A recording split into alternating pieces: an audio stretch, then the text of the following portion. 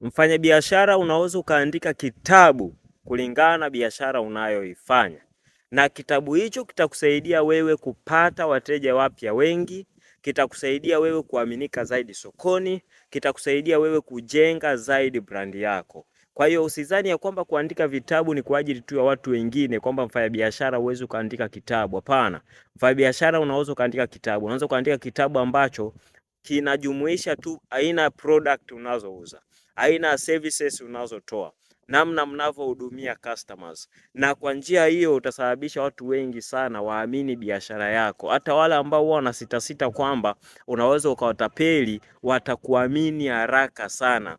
Na vitabu hivyo si lazima kiwe kikubwa sana, peji 100, 200, hapana. Kinaweza kuwa na peji 20, 15, 30, 20, lakini content ndio ya msingi, sio idadi ya pages. Content, kile kilichomo ndani ndio cha msingi zaidi. Kwa hiyo kama unawaza namna ya kuandika kitabu kinachoendana na biashara unayoifanya, jinsi ya kuweza kuteka soko kupitia kitabu kwa aina ya biashara unaofanya, basi usisite kuwasiliana na mimi Lakson Tungaraza nikusaidie au nikuandikie hicho kitabu.